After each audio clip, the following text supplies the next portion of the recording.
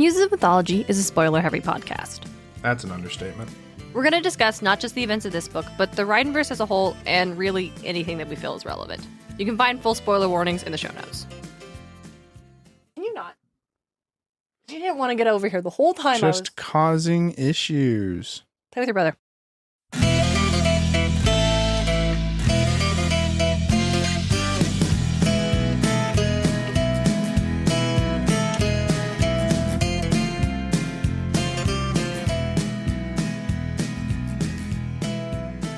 Welcome to Muses of Mythology, a podcast where we explore how ancient myths become part of modern pop culture through the lens of Ariadne's Heroes of Olympus. This is Story 129, King Midas. I'm your co-host and podcasting muse, Darien Smart. Joining me is my co-host and brother, DJ. How's everybody doing today? I'm DJ the Muse, and I've been playing a lot of Doom the Dark Ages. Oh, do you like it? Yeah, of course it's Doom, Darien. Oh, okay, I didn't know. Of course I like it. I've It's never Doom. heard you mention Doom before. I've been playing Doom. Well, I picked up 2016 and 2018. Uh-huh. Man, what a brilliant game. Oh, cool. What a brilliant run that this series has been on recently. Recently, aka for the last 10 years? Well, yeah, because it's Doom 2016, Uh-huh. Doom Eternal, and Doom the Dark Ages are all in this line of Doom. And they're just all so good. All different enough to be like, if you look at somebody playing the game, you're like, okay, I know that these are different ones. 2016 was a lot more focused on gunplay. Eternal was focused on a faster paced kind of combat. And this one is you can get up close and personal because they give you a shield and a flail. Oh, And that sounds fun. Big fan. It's super fun. Flail was the weapon name I was trying to think of last night when Dalton was showing me a Warhammer Age of Sigmar plushie. My medieval flail. I got it the Renaissance fair. All right, let's go muse around the garden for a minute. All right, DJ, this episode, not about the wind gods. No, it's not. Because it occurred to me that episode would be more fruitful if we were to Wait for them to appear. Yes. Wait for the other two, I guess. Yeah, well, okay, so there are 5 wind gods. 5 distinct wind spirits. There's Aeolus, who's the god of all the winds, and then the other 4 Cardinal who are the cardinal directions. We meet 3 of them. Yes. We meet the North Wind, who we meet in Lost Hero. We'll meet the West Wind and the South Wind, I Yes. think. Yeah. But those 2 don't show up until House of Hades. No. Famously, one of them shows up in House of Hades. Yes. One of the winds gods just straight up doesn't show up. we don't talk about the Eastern winds. Weirdly, and I'm pretty sure I'm right, because I did double check on the Wikipedia, on the Rick Riordan wiki, just to because I've made comments once, famously, I stated that fucking Pasiphae doesn't show up in these books. Embarrassingly wrong. Hate to see it. Oh my god. But I forgot. But I'm pretty sure he does it. But we're just going to wait till the other 2 show up, and we'll just do an episode about that. Mm-hmm. Which would put the next episode in the order of the characters' appearances to be Medea. However, we're gonna have a guest for Medea, and We haven't scheduled that yet. have not scheduled that because I thought I had more time. So, King Midas. King Midas. Hey DJ, what's the deal with King Midas in The Lost Hero? He's got the ears of an ass. He does. He turned his daughter to stone because she was annoying him. Gold, not stone. Famously gold. Famously gold. Mhm. He's hanging out in Omaha, Nebraska, because he heard about the Omaha. Oracle of Omaha. Yeah. And you He's got his looked son. that up. I did, because I don't know, he said, it's I heard about an oracle here, but I guess we were wrong. And it was I'm pretty sure it was some Christian evangelist who just got the nickname of Oracle of Nebraska. And he passed before this book released. Let me look up. Oh, no, it's Warren Buffett. Oh, that's right. Wait, hold on. Yeah. No, Warren Buffett's still alive. That's right. That he is. He's just not that kind of oracle. He's an American investor. Man just has a bunch of money. His network, according to the quick He facts on gamed the Google, stock market very well. Yes, he had a comfortable position to go from. So he's the Oracle of Omaha. Outstanding. And that's the joke about why Midas showed up, which actually has mythological basis. So good job, Rick. Doesn't not have his powers anymore. Yes, he does. He still has them. them. And like makes fun of Piper for not knowing that. Yeah. Let me hold on. I got it right. And it's like, bro, the ending of your story is like that everybody knows is the simple fact that you gave up your powers. Yep. How dare you make fun of me for not knowing something that nobody knows? Yeah, Piper's like, Your Majesty, you gave up the golden touch, didn't you? The king looked astonished. Gave it up? Yes, Piper said. You got it from some god. Dionysus, the king agreed. I'd rescued one of his satyrs, and in return, the god granted me one wish. I chose the golden touch. But you accidentally turned your own daughter to gold, Piper remembered, and you realized how greedy you've been, so you repented. Repented? King Midas looked at Lit incredulously. You see, son, you're away for a few thousand years, and the story gets all twisted around. My dear girl, did the stories ever say I lost my magic touch? Well, I guess not. They just say you learned how to reverse it by running water, and you brought your daughter back to life. That's all true. Sometimes I still have to reverse my touch, and there's no running water in this house because I don't want accidents. But we choose to live next to a river just in case. Occasionally I forget and pat Lit on the back. Lit retreated a few steps. I hate that. I told you I was sorry, son. At any case, gold is wonderful. Why would I give it up? Yeah, so still has the golden touch and like makes fun of her for thinking he doesn't. Because like, why ridiculous. would I? Get a great moment from Jason being like, you know what gold is also used for? Or is also an excellent thing for? Conductivity, and then he strikes the whole house with lightning. That's really cool. That's really was a huge fan of that. Yeah, that's a fucking kick-ass Love like, that demigod shit. battle moment. Like that is super fucking fun, and that's 100% the reason why Midas is in this. Oh yeah. So we Jason, can do that. who can summon lightning, can have a line about it being conductive. Yeah, Like, that's very fun. Very cool. So they fight. Okay, why does this escalate? They're there. Midas thinks they're still to steal the gold. They're not. It's just because Festus crashed, right? That's how they ended up there. Or they were flying too low to his security system? Something like that, yeah. Yeah. Honest to God, I think it's just simply Midas is bored and he just wants to fight. Right. Lit Or he wants challenges to him add to them a to fight. he just wants to add them to his collection. Yeah. Because they're not there to invest in gold, so he's mad about that. Right. And Lit challenges him to a fight. Jason No, he wins. says I can either turn you to gold or you can fight my son. That's right. And Jason takes him up on the offer. Yeah, Jason wins. You know what's crazy? I opened the book to reference the Midas stuff, and I opened exactly to the Midas section. There you go. Now I'm trying to find it again because I closed the book and it's fucking impossible. You can only pull that trick once, I guess. So, all right, let's get into the mythology of it. So, DJ, obviously in these books, we always end up with like, here's a thing that's not quite along the myth. If you were to predict what is an element that maybe doesn't come from mythology, what do you think it is?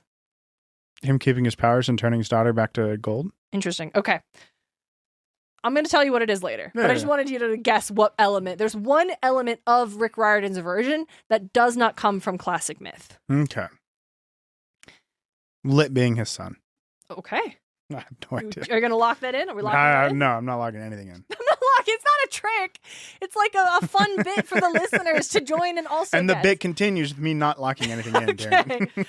All right. So I want to start with a fun little historical fact bit theory. Historical evidence suggests that there was a wealthy and powerful King Midas who ruled Anatolia, which is what is in modern day Turkey, in the 8th century BCE.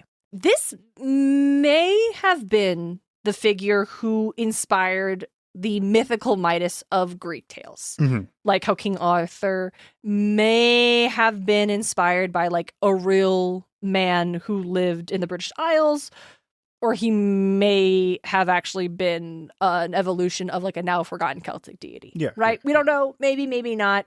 Who's to say? But I thought that was an interesting starting point because when you look it up, there's a lot of results that's the real historical King Midas.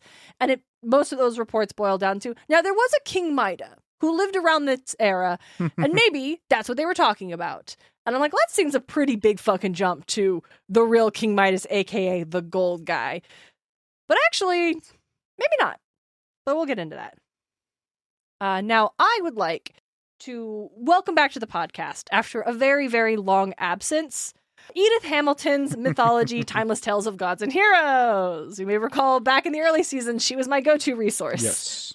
We haven't seen from her in a while, so obviously I snagged the book, pulled it up, and the Tale of Midas is the first tale in what is titled Part 6, The Less Important Myths. It's just, damn, Hamilton, that's cold. That's great. In Hamilton's work, you may notice, DJ, that I'm not holding the book right now with sticky notes in it, because Hamilton states that she's pulled her version from the most well-known version that comes from Ovid's Metamorphose. Mm-hmm. So I went ahead and went to the stores, and I just found an English translation of Ovid's text to reference from directly, because that just made the most sense. All right. In Metamorphose Book 11, the second story is that of Bacchus and Midas, because remember, Ovid is Roman. All of the gods are going to go by their Roman names. So we have Bacchus. It opens with, we've been following Bacchus doing shenanigans, and after the death of Orpheus at the hands of his Maenads, he decides he's going to skip town for a while. And what that means, he ends up in the land of the river Pactolus. Okay. And Ovid's tale notes that, quote, the river was not golden, nor admired for precious sands. Which kind of sounds like a crazy detail. Well, it means that there's like nothing in the river. Like how, I mean, we had the whole gold rush where we're panning for gold in a river. I'd imagine that's probably what that means, that there's just no actual thing in the river. That's true. But it feels like a weird detail to mention now, because like, why are we just taking pot shots at a river? But what I learned is that contemporary audiences would have very likely recognized the river Pactolus as being a river both known for being golden and having precious sands. Okay. So this is a creation myth for the Golden River. Nailed it! Okay. So while in town, Bacchus's satyr buddy, Selenius? Does that sound right to you? Yeah. Yep. He goes missing, right? We party too hard. One of our buddies goes missing. It's... Oh, what is that Bachelor movie called where they're in Vegas? Hangover. It's The Hangover. Yeah. And I bet Bacchus had a lot of hangover incidents. 100%. But fortunately, Silenus ends up under the generous hospitality of the local... He had a lot of Hangover 3 incidents, too. 3 and 2, yeah. I never saw The Hangover 3. I've actually only seen the first Hangover. The guy who got lost in the first movie gets kidnapped in the third movie. Why does he get kidnapped? I can't remember, but I know that's why we're suddenly missing a guy again. Again, okay. So fortunately, the satyr buddy ends up under the generous hospitality of the local king, Midas. And after about a week and a half, Midas brings Silenus back to Bacchus himself. He he lets him crash on his couch for a few days and then literally drives him to Bacchus's place where he's staying to bring him back. And Bacchus is super grateful for the kindness Midas had showed to his friend, so he offers Midas a boon, anything he wants. And Midas made this ill-advised reply, cause whatever I touch to change at once to yellow gold. Bacchus agreed to his unfortunate request, with grief that Midas chose for harm and not for good. So Bacchus knows this is a bad deal. Yeah. But Midas is psyched as hell, right? Turning just everything to gold, really reveling this. But the thrill wears off pretty quickly when Midas realizes that he probably should have worded his request a little bit more carefully or a little bit more specifically. But when he touched the gift of Ceres with his right hand, instantly the gift of Ceres stiffened to gold. Or if he tried to bite with hungry teeth a tender bit of meat, the dainty, as his teeth but touched it, shone at once with yellow shreds and flakes of gold. And wine, another gift of Bacchus, when he mixed it with pure water, can be seen in his astonished mouth as liquid gold. Confounded by his strange misfortune, rich and wretched. Do you think he gets the heat of liquid gold? Because there's only one way for gold to be liquid. Yeah, no, that would have killed him. Yeah, yeah, burn right through his jaw. That would have. That's a visual. Yeah, that's the horror comic of the Bacchus. Yeah, it's just like there's big holes going down his whole chest into his stomach. If you really want to lean into the horrific nature of the madness of Bacchus, that is what you do to the Midas myth. That'd be really fucking good, DJ. Actually, yeah, I'd find that I wouldn't read that, but I'd find it very compelling. It'd be too gruesome for me, but I think it'd be very compelling. When he touches his daughter, it actually just turns her skin to gold and not like her muscles and bones. So she's just encased in gold. Oh, God, DJ. He was anxious to escape from his unhappy wealth. He hated all he had so lately longed for. Lifting his hands and shining arms to the heaven, he moaned, "Oh, pardon me, Father Leonis. I have done wrong, and pity me, I pray, and save me from this curse that looked so fair." How patient are the gods! Bacchus forthwith, because King Midas had confessed his fault, restored him and annulled the promise given, annulled the favor granted. And essentially, Bacchus directs Midas to follow a stream nearby to its source and then bathe in the spring. Mm-hmm. King Midas did as he was told and plunged beneath the water at the river source. And the gold virtue granted by the god as it departed from his body tinged the stream with gold. And even to this hour, adjoining fields, touched by its ancient vein of gold, are hardened where the river flows and colored with the gold that Midas left. Nice. So the river, the Pactolus River is a real river in Turkey, right? Yeah. And that is today called the Sardis Stream, or the English translation is the Sardis Stream. And in the ancient world, the Pactolus was known for its high levels of electrum. Have you ever heard of electrum before? Yeah, but I have no idea what it is. Okay. I had kind of also heard of it, but didn't know what it was. It's a metal of sorts. I've seen it in like Minecraft mods. Yeah, it's an alloy. It's an alloy of gold and silver. Oh. And so, as you clocked it earlier, this is an origin story. Like, Ovid's tale is a way of explaining why this river was so full of precious metal. So, as I said, like, this is the most well-known version of the myth. This is clearly where Rick Riordan is pulling his tale from. Yeah. Because it has to be. And we'll get to that later. But I would argue that the statement, the gold virtue granted by the god as it departed from his body, specifies that the golden power left. Is gone. Is gone. It's that gone. he It's fully gone. like outright, yes, actually, the story does say that he repented and got rid of the golden touch. Fuck you, Midas, for being a snarky bastard. This is what everybody knows. This is not just like, oh, did the stories ever say? Yeah, they did. Right here. In fact. Right here, it actually does say. It's explicit. According to according to Ovid, Bacchus wasn't the only deity Midas encountered. The very next tale in Book 11 is the musical contest of Pan and Apollo, which I'm pretty sure we discussed in our Pan episode. Does that sound familiar? Yeah, I mean, this is where he gets his ass ears. Exactly, yeah. So in this next tale, officially sick of all these worldly treasures, Midas starts following Pan in the wilds. And at some point, Pan and Apollo engage in like a battle of the bands. And everyone agrees Apollo is better. Like, this is super important. I thought Midas judged the competition. He doesn't. Oh. He's just there for it. And everybody... So he sides with his homie and everyone's like, dude, you're just wrong. And Apollo's like, you're wrong. Yeah, exactly that. Like, everyone says, nah, Apollo's better. And Midas is like, this is fucking cheap. This is rigged. This is unfair. Because he just prefers Pan's, quote, uncouth notes. Like, Ovid even outright is like, Pan is no good. Oh, so it's like, Apollo's just ripping hard on like his lyre, just real Jimi Hendrix it up. And then Pan's over here with a busted up lyre doing a little freeform jazz. Yeah, right. And it's clearly it's like, it's an acquired taste.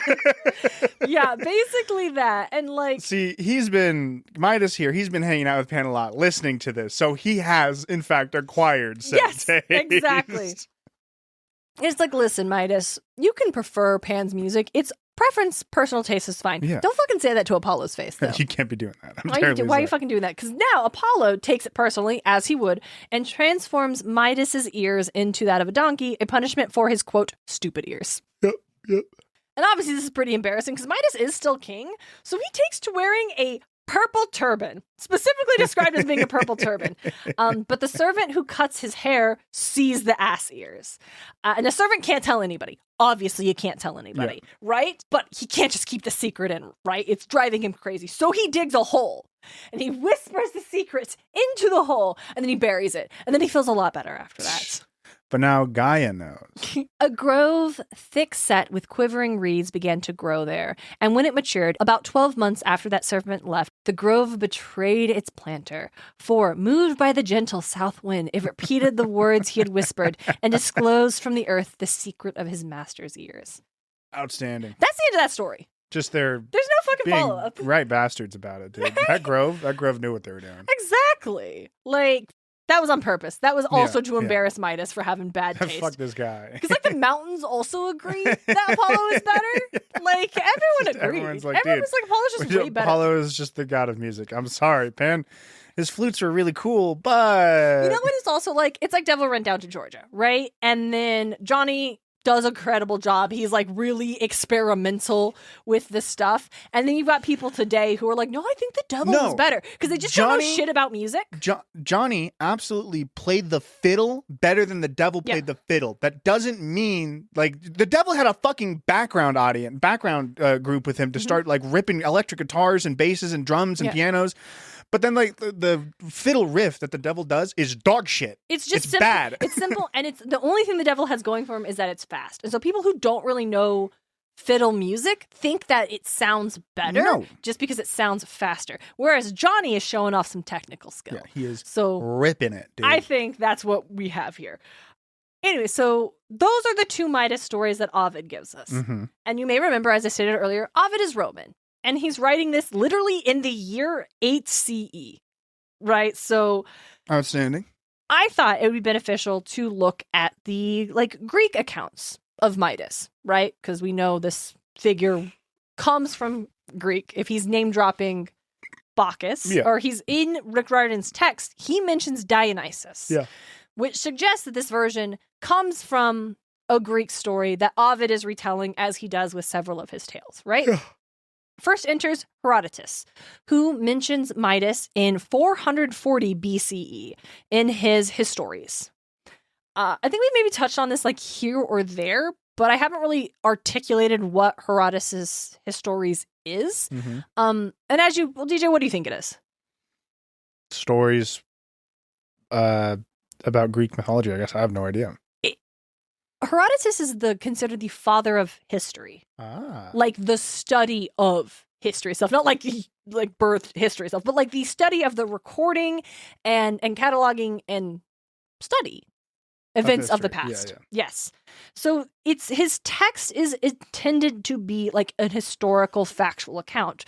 Granted, it blends mythological tales into these historical accounts, but in the world that Herodotus lived, it was understood that those stories really happened. Yeah. Right? Yeah. And it specifically kind of describes the world and the events that led up to the wars of Greece and Persia. So we are to understand that the accounts that Herodotus left were meant to be understood as factual. Modern publications of the histories divide this text into 9 books, named after each of the muses. This is not something Herodotus did, but this has continued to this day, and I thought it was interesting, especially considered the name of the podcast. Yeah. So, Herodotus first mentions Midas in Book 1, which is Clio, when talking about the Chaldean king Gyges, who, quote, was the first of the barbarians within our knowledge who dedicated votive offerings at Delphi, except only Midas, son of Gordius, king of Phrygia, who dedicated an offering of the royal throne on which he sat before all to decide causes. And this throne, a sight we're seeing, stands in the same palace with the bowls of Gyges. So essentially, Midas was a dude. Yep. He was not Greek.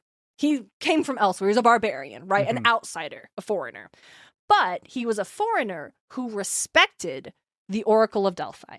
Fun. And so he was the first foreigner to have done offerings to the Oracle. I think this is what Rick Riordan is referencing when he talks about the Oracle of Omaha. That feels like a pull for this one, but you don't do pulls for others?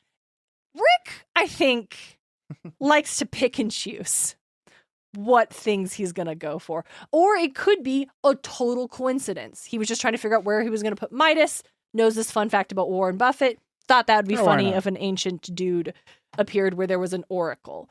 But I'd like to give him a little bit of credit, because sometimes I don't give him any credit. So I'll give him a little bit of credit for this. Herodotus will mention Midas again, but not until Book 8, which is Urania. And this text talks about 3 brothers who have ended up in Macedonia and, quote, took up their dwelling near the so-called gardens of Midas, the son of Gordius, where roses grow wild, which each have 160 petals and excel others in all perfume. based on Herodotus' accounts, we know that Midas is a foreign king who respected the oracle and had just like a kick-ass rose garden. Hell yeah. Mm-hmm. Mm-hmm. Just the Babylon garden? No, it's maybe. It could be. It's just a really cool rose It's just a really cool rose garden. And that's the last mention we have from Herodotus. Okay. I have another Greek historian and philosopher who mentions Midas. This is Aurenia of Nicomedia. Now, he lived during the Roman period and was born around 8 CE. Mm-hmm. So after Ovid wrote his stuff. Aurenia claimed that Midas was actually the son of a peasant. In his text, it talks about the kingdom of Phrygia was in chaos, and an article claimed that the next king would arrive by wagon. It just so happens that Midas and his parents come to town by wagon while there's an assembly going on, and when they see him, the people make him their king. Okay. Which sounds like a thing that shouldn't have worked out, but actually did. Outstanding. Like, according to Aurenia, Midas is a great king, and he actually solves all of the kingdom's problems, and they have a time of stability and prosperity. And he, in turn, dedicates the wagon he came into town on to Zeus. Outstanding. And now this wagon would come to have a legend associated it, stating that who could ever loosen the yoke of the wagon would come to rule all of Asia. Okay. Right. Well, this was talking about a specific person. There was a man who could do such a thing, and it was Alexander the Great. Outstanding. And he rolls to town and loosens the yoke. And it's because this whole tale exists in Aurenia's Alexandria Anabasis, or the history of the wars and conquests of Alexander the Great. Outstanding. Love to see it. Because this Midas story that he is telling exists only to tell us how Alexander fucking great Alexander. Yes, it's a fucking sword in the stone type That's deal. great. Love to see it. So Midas this is a weird throwaway of King Midas, and it doesn't even matter to the text that it's actually in. I got one more big source of Midas. I say big. Mm-hmm. From Gaius Julius Hyginus, who was an author born in like 64 BCE. And he might have been from Alexandria in Egypt. We're not sure. And he might have written the Fabulae. We're actually not sure if this guy did. There's conflicting No reports. idea who this guy is. But we have the Fabulae, which is an incredibly comprehensive handbook of Greek mythological tales. Despite the fact that it was written in Latin, it was very interested in the Greek tales. Now, this text claims that King Midas was a Phrygian, and I know I'm probably not saying that correctly. It's Phrygian, the son of Cybele. Now, Cybele was an Anatolian mother goddess. Her exact deal, we don't know. Lost of time. We know she was a goddess, and what she exactly did, we don't fucking clue. Mm-hmm. Maybe she was like akin to like Rhea, but we don't know. But basically, you can give Midas demigod status if you want. Based on this source here. He may have been the son of their like great earth goddess. Or he was the son of a peasant. Or he was just seems like you could play Calvin ball with Midas. It doesn't really fucking matter. Yeah, so here's what my conclusion is. The mention of Midas by these various ancient historians does suggest that there was some far-off wealthy king that someone had heard about. Maybe that Midas was... Midas, who cares? Right. There probably was some ancient king that they knew about and were writing about, right? That just got mentioned. But the idea that Ovid's is the best-known version of Midas' tales, I feel like is putting it mildly. I would argue that Ovid is the only version of the Midas tale. That anybody? Yeah. Kind of. Much like I mentioned in the last episode, Arachne. Ovid is the only version of the Arachne tale. Yeah, it's ridiculous. So, because as far as we have lots of tales of Dionysus's travels, I don't know if there's a Dionysus's travels that talks about Midas. This seems to come solely from Ovid. And so when you have the comprehensive ones that mention Dionysus interacting with Midas, it's technically not true because it should be Bacchus. Yeah. And so God, imagine if he had the detail in this where he was calling Dionysus Bacchus to indicate that he's a Roman story. Yes, that's literally what I was just about to say, DJ. You're fucking spot on. That'd have been really fun. I don't want to be nitpicky like about we're this. doing the fact that Roman and Greek are here, are doing things and are like interacting with each other. Why not be like this story that is broadly viewed as a Greek story? It's actually a Roman story, and translate that through your text by simply having the fact that he calls him Bacchus. You've been having other gods call themselves by Roman names this whole book. Yeah, like why not just do it with Midas? We've already had Jason interacting with the North Wind and shifting into his Roman perspective. Like, I think it'd be so interesting if in that interaction with Piper's like, yeah, some god did this, and he said Bacchus, and Piper says Dionysus, and Midas says he was calling himself Bacchus at the time. Yeah. Like, really emphasize that. I knew him as Bacchus. I knew him as Bacchus. He was Bacchus at the time because we talked about in the last episode how a lot of Roman stories would be considered canon to the classical Greek because of the flattening of time, kind of. But it feels weird to me. And I don't know why.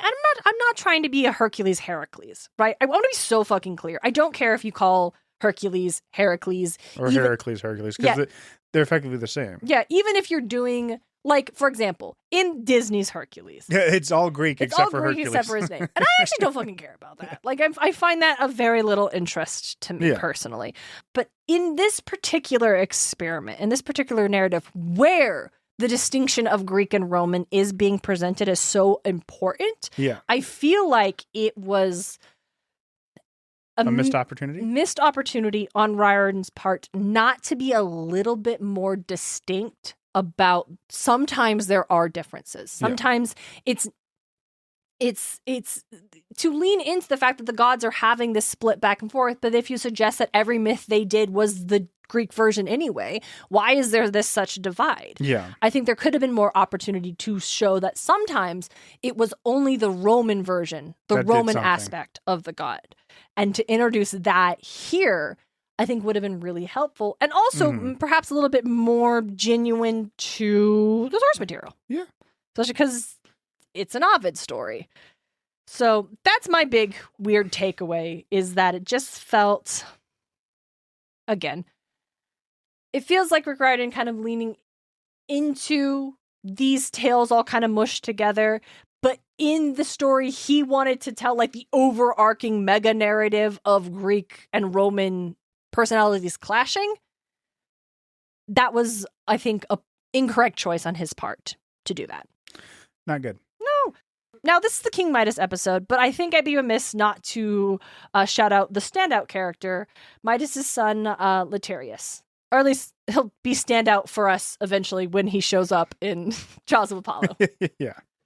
So, Letarius was said to be the illegitimate son of King Midas, and he was incredibly violent and bloodthirsty. They mentioned in the book that he was nicknamed the Reaper of Men.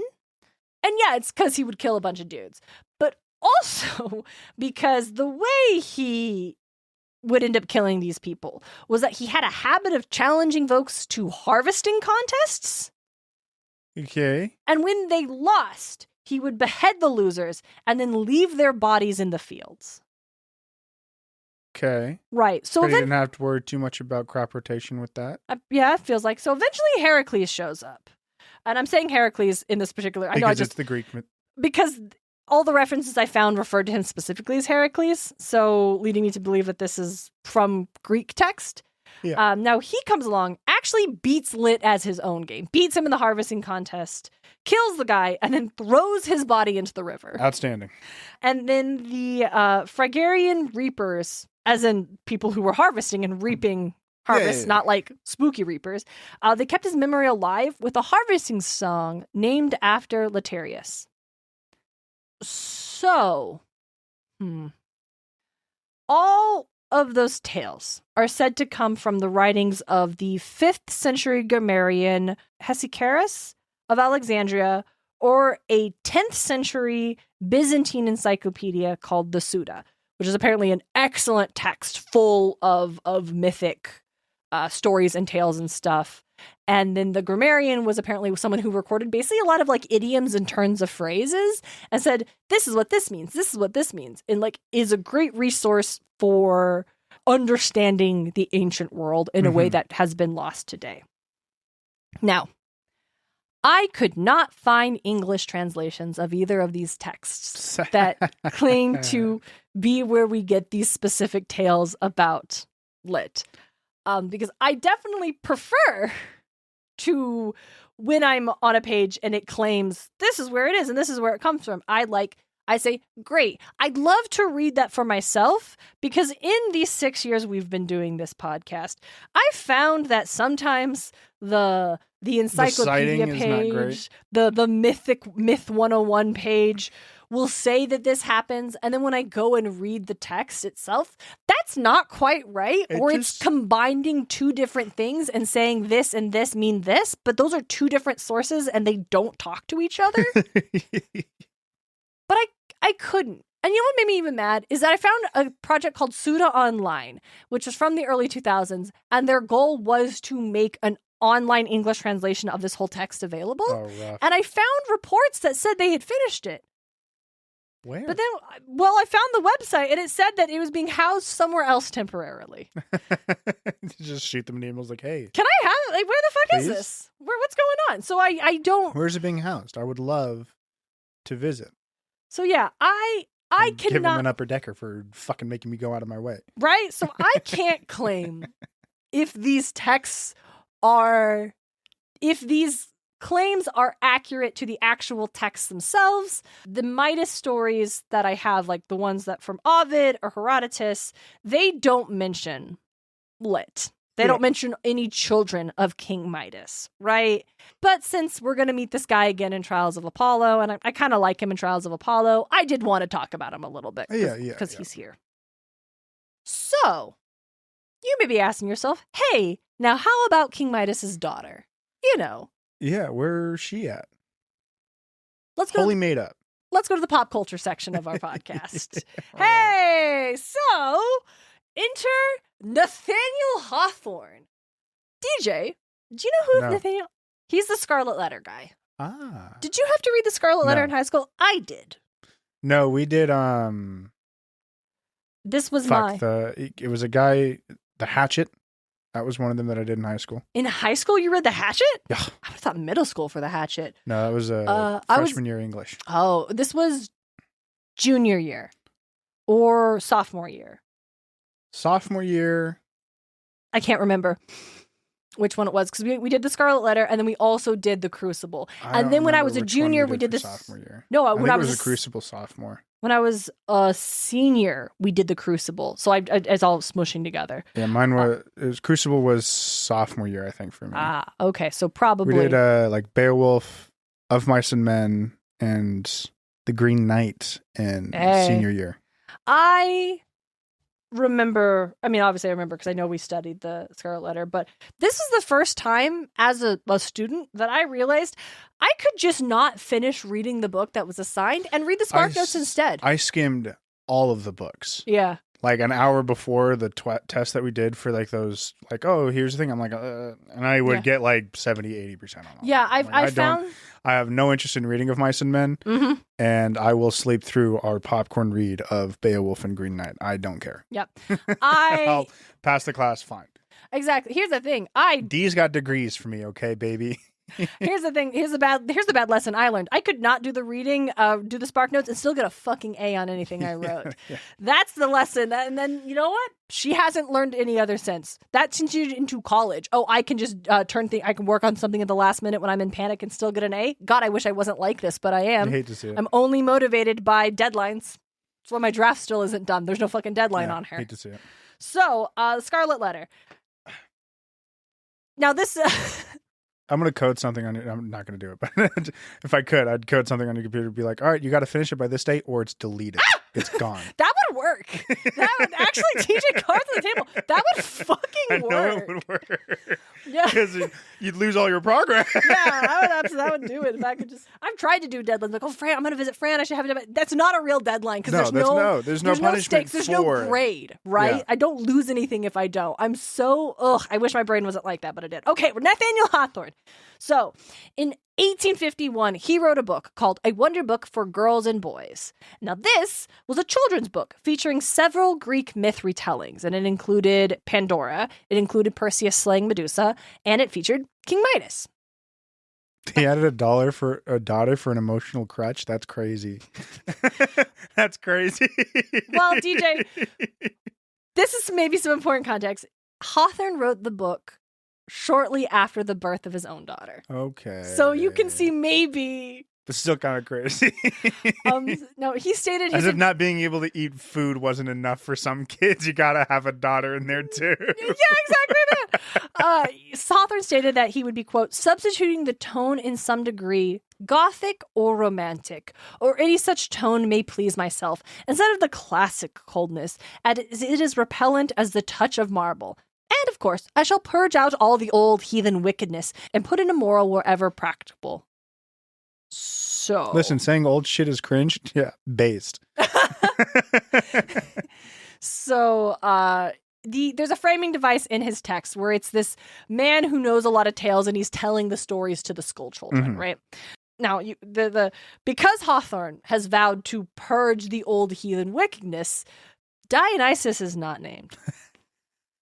Just a guy who comes up and gives him powers? Midas gets the power from a character only referred to as a stranger. I also found a free online public domain version of the text that I was able to cite specifically. Because I was like, what do you mean the daughter is from a Hawthorne story? That's great. That is so funny. What should he behold but the figure of a stranger, standing in a bright and narrow sunbeam? It was a young man with a cheerful and ruddied face. Whether it was the imagination of King Midas threw a yellow tinge over everything, or what the cause might be, he could not help fancying that smile with the stranger held regarded him with a kind of golden radiance in it. Certainly, although his figure intercepted the sunshine, there was now a brighter gleam upon all the piled-up treasures than before. Even the most remote corners had their share of it, and were lighted up when the stranger smiled, as if the tips of flames and sparkles of fire. Anyway, so here's an illustration for the Wonder Book that was done by artist Walter Crane for an 1893 version of the book. And, hey, who's that? It's God, isn't it? Yeah, it's Hermes. It's Hermes! That's crazy. Yeah. So, there is... I thought it was just going to be like Big G God. Big G God, no. So, yeah, we get this illustration because it's like, hey, you didn't describe anybody but a youth glowing, and so why is it Hermes? I think the artist is doing Hermes here because a character named Quicksilver appeared in this is the second story in the book. The first story is that of Perseus and a stranger, a magical stranger named Quicksilver. That's funny. Helps Perseus. So it's just the same stranger. It kind of feels like that. Yeah, because he's also not described as a god here. He's just like a supernatural stranger. Yeah. Who keeps referencing his sister will help us. I went ahead and read it because I was like obsessed. He references that his sister will help us, but Athena or Minerva are never named. Which is eventually when he fights Medusa, we hear a voice on the wind guiding Perseus, but like Hawthorne made some choices. That's funny. So yeah, so clearly, again, we're taking out the heathen wickedness. There are no pagan gods in this. Yeah. These strangers are beings endowed with supernatural power who use to interest themselves in the joys and sorrows of men, women, and children, half playfully, half seriously. So like Fae? A little bit Fae vibes, a little bit trickster vibes, just like weird just kind of doing shit because it's funny. Yeah, so back to I just was obsessed with what are we doing here, Hawthorne. Back to our story. This unnamed stranger does grant Midas's wish to turn anything to gold, and the king quickly turns all of the flowers in his garden to gold, much to the dismay of his daughter, Marigold. Now, shut up. Right? You're not original, Nathan. Jesus Christ. Jesus, Nathan. Now things start to sour when Midas realizes he can no longer eat or drink. Quote, he lifted the spoon of coffee to his lips and sipping it was astonished to perceive that the instant his lips touched the liquid, it had become molten gold. And the next moment hardened into a lump. So that really should have killed him. Yeah. We're going to actually say the word molten gold here, Yeah, Nathan. instead of just saying liquid gold. Yep. And so shortly after, Midas's daughter sees how upset her dad is and like jumps onto his lap to give him a hug. And out of habit, he presses a kiss to her forehead, promptly turning her to solid gold. Sad. So Midas only had to wring his hands and wish that he were the poorest man in the wide world, if the loss of all his wealth might bring back the faintest rose color to his What dear. the fuck, dude? So while Midas mourns, the stranger reappears. "Well, friend Midas," said the stranger, "pray, how do you succeed with the golden touch?" Midas shook his head. "I am very miserable," said he. "Very miserable indeed," exclaimed the stranger. "And how happened that? Have I not faithfully kept my promise with you? Have you not everything your heart desired?" "Gold is not everything," answered Midas. "I have lost all my heart really cared for." Morality tale! And so the stranger praises Midas for being more wise today than he was the day before, and he tells Midas he can rid himself of the golden touch by plunging into a nearby river, which Midas promptly does. Then he takes a pitcher and pours the water over his daughter Marigold, reviving her. She doesn't remember anything about the incident. She's like, "Dad, why are you crying?" Like, thank God. Except, here's the fucking crazy thing. This is so weird, though. It's like, it makes sense in the context of this kind of fantastical children's story, but it's also, like, weird. Her hair It's still gold. is more golden than before. And it's a trait she passes down to her own children, as stated at the end of the tale. So she's the mother of blondes? I don't know, but Is that what we're saying here? we get this as she grows up and has children of her own, and in his old age, King Midas gets to play with his grandchildren. "And to tell you the truth, my precious little folks," quoth King Midas, diligently trotting the children all the while, "ever since that morning, I have hated the very sight of all other gold, save this." This referencing their golden hair. Which is cute, but also weird. It's crazy. It's very morality tale Yeah, for 100%. kids. And now Hawthorne fully admits that he made up Marigold. Like, He's in like, the "Yeah, text itself. Yeah, I dedicated it to my daughter. At the beginning of the story, because again, there's a framing device. A narrator is telling this tale to some school children, right? Yeah. We get in between the stories, we get intercut sequences of this storyteller interacting with these kids. The narrator says, "And he had a little daughter whom nobody but myself ever heard of, and whose name either I never knew or entirely forgotten. So, because I love odd names for little girls, I choose to call her Marigold." That's so funny. Hawthorne's daughter was named Rose. Outstanding. Mm-hmm. Outstanding. Truly just added this. It's a daughter self-insert. And in the text, one of the children that the narrator is telling the story to, her name is Primrose. It's just so stoked to be a dad. So just loves his daughter he's so just much. so fucking stunning. He really, it is super sweet. He clearly wants to have a collection of kids' stories for his daughter to enjoy and make sure that they are appropriate for the good Christian girl she must grow up to be. Yep. No pagan deities, only morality tales. It's not enough that he's like, "Oh man, I can't eat, this sucks." He's also turned his own daughter into gold. And it is like, I guess if you're a man like Hawthorne, you're trying to figure out like, what would really make me regret having unlimited wealth? Damn, losing my child. Yeah. There's no amount of gold that could ever bring back a child once lost. So this is a little bit more detailed than our pop culture sections usually are, but that's because the daughter has become practically as integral to the myth in retellings as any other element. Damn, that's crazy. Riordan He got all those kids, dude. He got all those kids. Yeah. Riordan himself mentions it, the daughter. She is not from Ovid's tale. She's not weird mentioned in association like Lit is in other sources. She came about in 1851 by the Scarlet Letter guy. Outstanding. But it's not just Rick Riordan who includes it.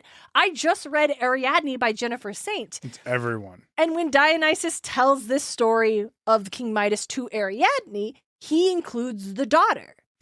So, like, the question begs the question a little bit that we touched on in our Atlantis episode. What makes something really a myth anyway? Yeah, exactly. The, again, biggest example I got for this is like the whole Lovecraftian thing is taken as like an actual mythology nowadays, but it's not really. It was made in like the late 1800s. Yeah. But abyssal shit is just really cool. So we love abyssal. Like, we love indescribable horrors. We love elder gods. Fucking Big fan. eldritch horror is always good. So if that felt like a good way to kick off our our pop culture element because I feel like it is the most influential example of Midas in what is essentially like 1800s isn't modern, but it's the modern era. Yeah. So, DJ, I have quite a few examples of King Midas or the Midas touch. So I'd like to pass it to you if you have any you want to kick us off with. The three big examples in my mind are all evil geniuses wanting to turn shit to gold. So we got Goldfinger from James Bond. Okay. We got Goldmember from Austin Powers. Uh-huh. And then there's a game called Evil Geniuses or Evil Genius where you play as like an evil genius plotting to take over the world. And you're just like building up your secret layer to do shit like that. So you got like henchmen, interrogation rooms. Oh, fuck. What are there's a term for it where it's like a guy goes on news and he's like a doctor for thing. It's something doctor. I'm not sure. Ah, man, I cannot think of it. But it's to like manipulate the news into thinking that you're actually not a bad guy.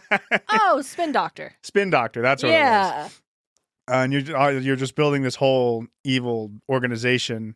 And one of the characters is Maximilian, and he wants to turn the whole world to gold. So you're building the Midas device for it. Hey, you know what, DJ? I'm actually going to go a little bit out of order in mine because speaking of spies and also wanting to turn the whole world into gold, both are plots from an episode of Hercules, the animated series called Hercules and the Midas. Golden Touch. Yes. And this features Marigold. Oh, wow. Yeah. Some sort of secret agent type enlists Hercules' help to stop Midas from getting enough gold to buy Athens. But it turns out to be a trick. It was a ploy by King Midas the whole time because he wanted to get his hands on Herc, and then blackmails or somehow forces Hermes to give Midas his flying sandals because Midas needs the flying sandals because he wants to turn the whole world to gold. And his daughter Marigold helps Hercules and Hermes stop King Midas, obviously. And Midas is like, I'll still do it. I'll never stop. I'll keep trying. And when his daughter tries to talk some sense into her, he like covers her mouth to make her shut up, forgetting for a moment that that will kill her. And it does. And she turns to gold. So he's horrified and he begs Bacchus to remove the curse and save Marigold, which the god does. And now you may have heard me say Bacchus just now. Yeah, Dionysus is Bacchus in Hercules the Animated Series? Great, love to see it. And I was like, wait, what? Why? Is that pretty crazy? Since, like, why is he not Dionysus? Is he always? Yeah, he's just Bacchus in the series. And I don't know if it's because this is his first appearance in the series, and no, there were other episodes called Hercules and the Bacchanal, so clearly, I'm not going to dig deep into this. Yeah. I was like, is it Bacchus because the Ovid story is Bacchus specifically? I don't know. But I thought that was interesting. Speaking of sequel projects to Disney animated films, Aladdin and the King of Thieves from 1996 is another one I get to talk about today. Fun. We had this on VHS. Do you remember this movie? Not at all. Nothing. Oh, John and I watched it all the time. We really liked this one. Do you know anything about Aladdin and the King of Thieves? Not at all. Oh, DJ. Here's the thing. I'd say we should watch it, but we absolutely should not because the animation is a very poor and cheap quality. As most direct-to-TV. As most direct-to-VHS Disney Disney ones were, unfortunately. But I do think this one was good. And I know it was better than Return of Jafar. Full stop, outright. Definitely better than Return of Jafar. And not just because Robin Williams came back to voice the genie for this. Based. Love to see it. This movie features Aladdin's dad. His name is Kasim. He's alive. Great. He is the king of the 40 thieves who crash Aladdin and Jasmine's wedding because they want to steal a magical scepter. That's one of their wedding gifts because it houses an oracle who can reveal the location of the Vanishing Isle, which is an island on the back of a massive that turtle. Can reveal the location of the genie's lamp. Oh. Dylan's like, weird. It's actually not useful anymore. And so because they want to find the Vanishing Isle because on the Vanishing Isle is the hand of Midas, which is just a golden hand that has the magical ability to turn anything it touches into gold. And now Kasim has spent his whole life trying to track down this magical artifact because, it'll make him wealthy. Now he thinks that Aladdin is dead. He apparently did come back to Agrabah at one point in time and found that his wife had died and just assumed his son was dead as well. So that's why he's been gone the whole time. And yes, of course they give up the hand at the end because it's the right thing to do. And yes, of course the villain of the movie is defeated because he grabs the hand of Midas recklessly and it turns him to gold. Outstanding. And fun fact, John Rhys Davies, who would play Gimli in Lord of the Rings, voices Aladdin's hot dad. Nice. Did I mention that Kasim is a very attractive animated dad? His name is Kasim. He's in an animated movie. He's got to be hot. Yeah. And I was really excited when I was like, I'm going to talk about Aladdin and the King of Thieves our episode. And you know what? Additionally, speaking of magical giant turtles, I'm also going to talk about Discworld. Okay. So, in the book Witches Abroad, it's mentioned that there was an ancient Klatchian ruler who was once cursed by a, quote, badly educated deity. And the curse was obviously meant to have anything he touched turn to gold, but the deity doesn't know how to spell gold. So instead he turns everything into Glod, which is the name of a bad-tempered dwarf, whose temper was made worse when he kept being summoned to random places, Discworld Arabia, and duplicated a few thousand times. Like, this sucks, dude. Shit. And so to this day, Glod Glodson is a very common name among Discworld dwarves. A few books later, and it's another witches book, it's Lords and Ladies, the Lancre Morris men actually discuss the legend of King Midas and the Golden Touch. They don't name it as such, but they reference... The Glodden Touch? Glodden Touch. Well, in this one, they actually are clearly talking about the Golden Touch specifically, because one of them talks about how would you go to the bathroom if everything you touched would turn to gold? And the others say that's the point. You could hold a fortune in your hands and have nothing to spin it on. Dick jokes, dear listeners. You should read Discworld. Speaking of jokes, I decided to pull up just like the Midas Touch trope page because every now and again when I don't have a lot, I pull up the trope page. Of course. They have a jokes one. And I've never seen this before where they have a jokes tab for their tropes. I hadn't either. I didn't know that this was here. There's only two. Okay. The first one is, a car mechanic receives the Midas touch. Now everything he touches turns into a muffler. Now I'm not a car mechanic. Uh-huh. And I bet if I told it to our father, he might crack up. He might find it funny. Copy, paste, and send it to Dad. I will. We'll send it to him right now. Maybe he'll respond and explain the joke to us. The next one did get a good laugh out of me. And it's King Midas and Medusa go on a date. Her gaze turns him to stone, and his touch turns her into gold. It was a very brief affair. That's a pretty good one. Since we're talking about, I also went on the tropes page and scrolled through to shake my memory loose about ones that I've encountered but forgot. Speaking of things I encountered but forgot, Heroes, the TV series. Have I ever talked about Heroes on our podcast before? Maybe once. I don't know if it's ever come up, but it does for this one because there's a character named Bob Bishop, and he has the power to turn objects to gold. They call it the power the alchemy. Makes sense. Except it does really seem like it's only gold. Yeah. So you really could just call it the Midas. Maybe he only gives a fuck about gold.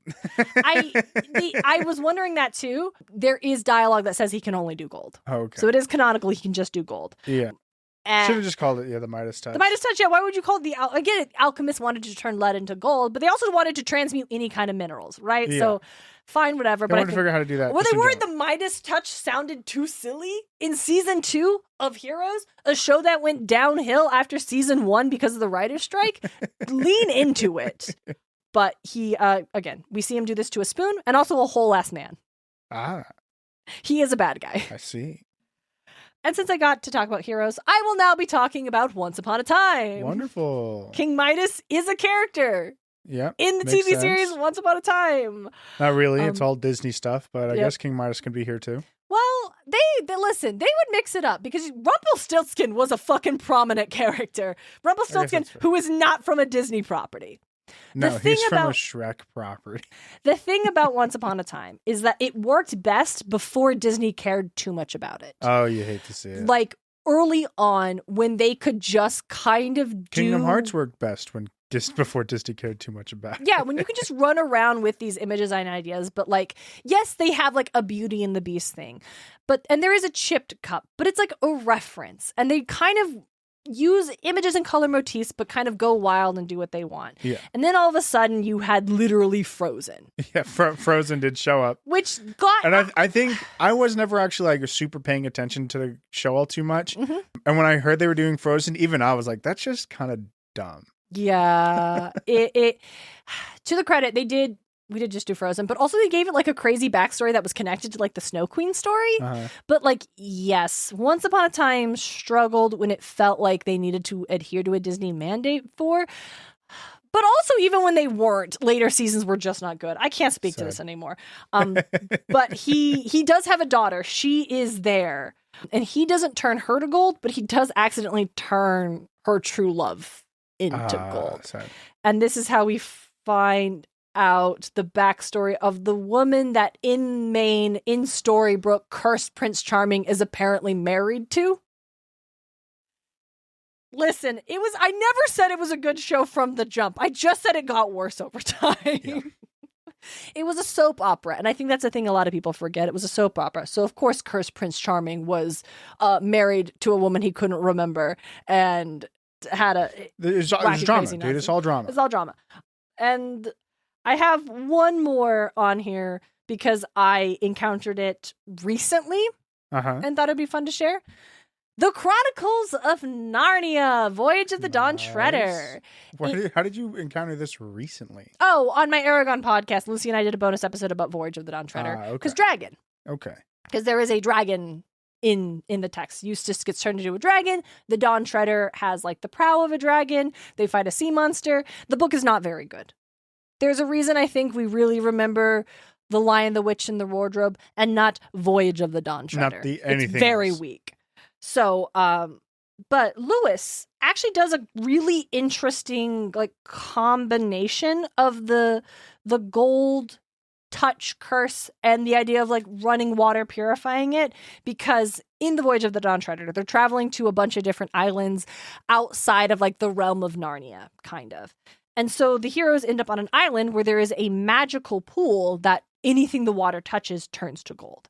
And at the bottom of a pool is a golden statue of a guy who dove into the water not knowing this would happen. Yeah, so it's pretty gruesome. And delighted by the prospect of all this wealth, King Caspian, because Caspian is king now, he names the place Goldwater Isle and tries to vow everybody to secrecy so they can't go around telling people about this like valuable isle. Now, Edmund is not fucking caught into this, right? He's like, you cannot boss me around. I'm one of the ancient kings of Narnia. And he's like, well, you're not king now. He's like, well, yeah, but you owe fealty to my brother, who was the first king of Narnia. And then like everybody's fighting over this and getting real picky. So it's okay, right? Like they're about to go to blows. Things are about to be really bad, but it's okay. Aslan shows up.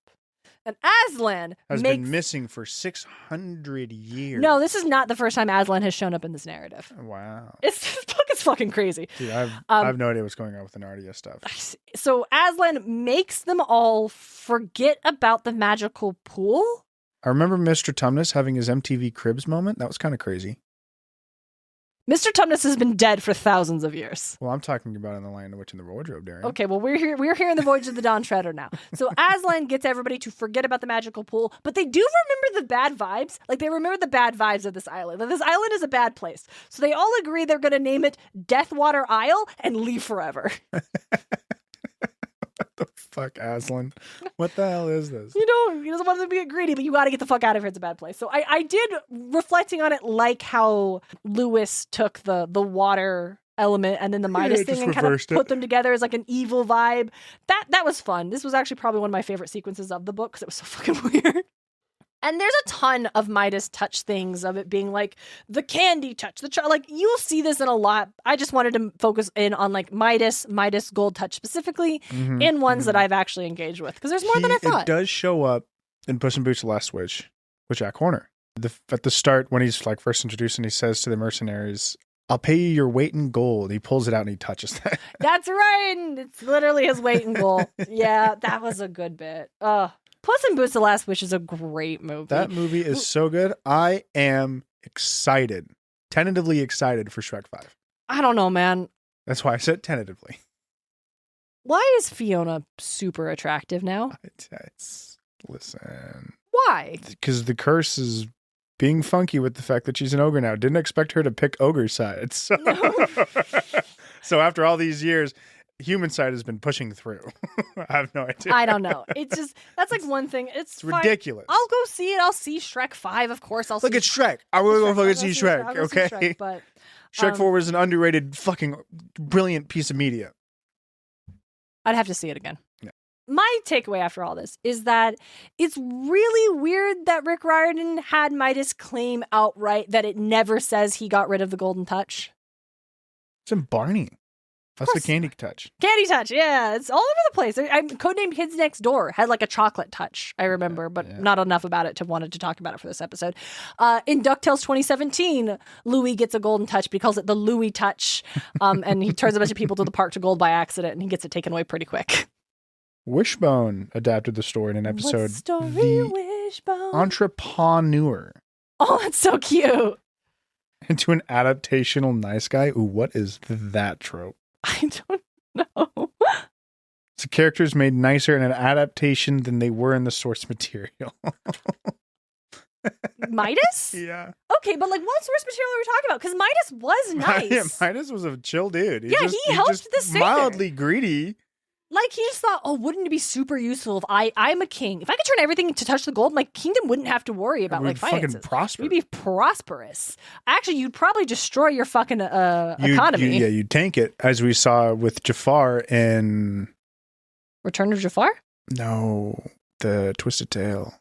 Oh, the Whole New World. Yeah. So... Where he just makes it rain, Jafar coins.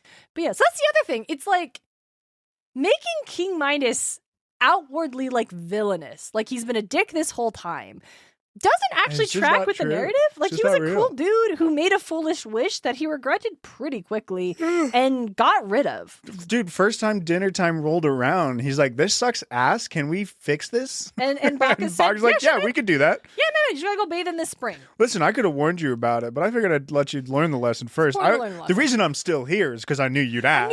You're a cool dude, and I didn't want to leave you with this bullshit. Yeah, exactly. But then if you're going to have him have his son, who is the Reaper of Man, like a bloody fucking murderer, then it has to suggest that Midas sucks a little bit. Honestly. So, like, having a villainous Midas, like, he's not an interesting villain if he can't turn things to gold, because otherwise, why are we here? Like, if he's someone who repented and got rid of the power, then he's not a villain for our heroes to overcome. And he could have just been a cool safe place, and Lick could have been the guy trying to kill him. Yeah, we could have done that. Yeah, but like, yeah, it is an interesting choice to say Midas never gave up the golden touch because it allows the threat of gold and things like that. And then the water turns them back. And the changing of, like, it's not just this one river, it's any running water. I like that. I like that symbolically. Yeah, yeah. Also showing that, like, Midas is super dismissive about his daughter. Really quick way to show someone's a villain. Really quick way. It's like, oh, your daughter. Very quick. Yeah. Oh, the daughter that you were very bummed out that you turned into, you immediately got callous against and turned her back into gold? Yeah. Fuck you. Yeah, exactly. Quick work to show your young readers who the bad guy is. So, not bad. And also, like, yeah, the daughter comes from the 1850s by the Scarlet Letter guy. Outstanding. That's so funny. Not bad at all. Just interesting. In terms of Rick Riordan taking pages for his mythological inspiration from clearly Christian-inspired texts, A+. This is not the worst one. A+. He does it again. He does it again. Awesome. Okay, that is King Midas. Is there anything else you wanted to talk about? No. Thank you so much for joining us, everybody. That is it for this week. We will be back in your ears on Tuesday, July 28th to talk about Medea. And until next time. Yeah, well, I mean, we didn't okay, yes. Ideal. Listen. Scheduling permitting, it'll be Medea. And if not, we're going to do an episode about the wolves. Yeah. So either way, we'll see you on the 28th. And until then, don't be like Zeus. Don't be like Zeus. Muses of Mythology is created and hosted by Darien and DJ Smart. It's edited by Darien Smart. The show is produced by Darien and DJ Smart, as well as Tim O'Connor, The Crystal Conman, Nicholas Miller, Jeffrey Babbitt. In lasts. Our music is Athens Festival by Martin Hain. And our cover art is by Ran Kapoka. You can find them on Instagram or through the link in our show notes. Want more Muses of Mythology? Support the show on Patreon. Join the Patreon for free for access to outtakes and bloopers from our main feed episodes, or for $5 a month, you can enjoy our Bunker 9 bonus episodes every other week. Get more at patreon.com/Muses of Mythology. You can also support the show by leaving a review or tell a friend why you love the show. Don't forget to check out all of our episodes and episode transcripts at musesofmythology.com. Thanks for listening.